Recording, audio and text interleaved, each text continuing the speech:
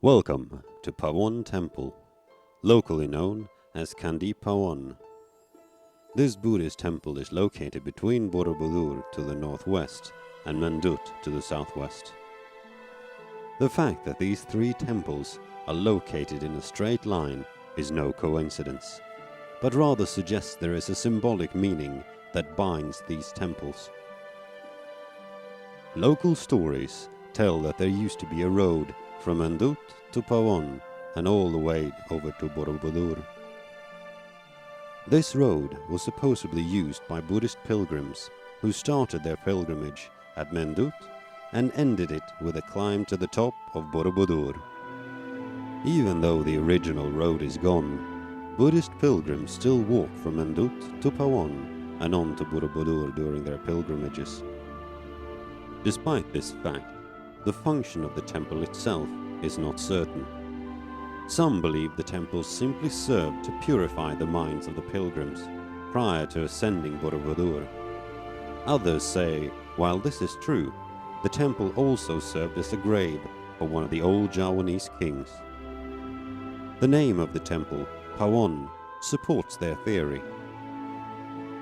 While Pawon literally means kitchen in Javanese, it derives from the word per au an, meaning place that contains dust.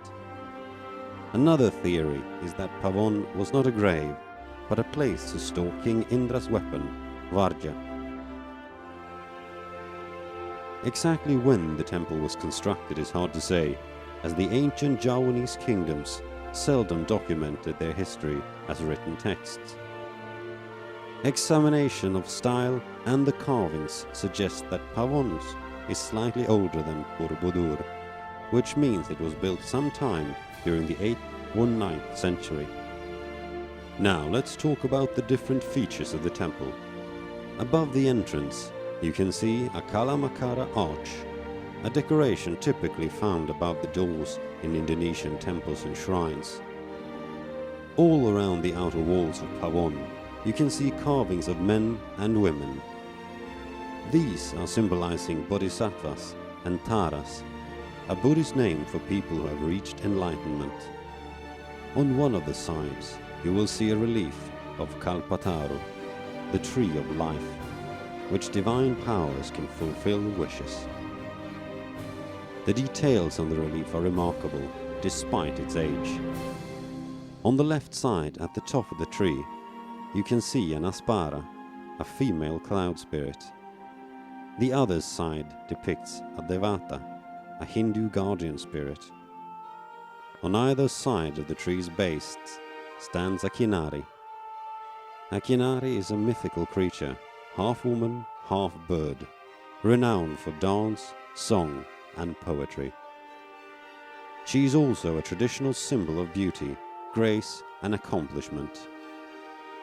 If you look carefully at the relief, you can even see the wings of the kinari.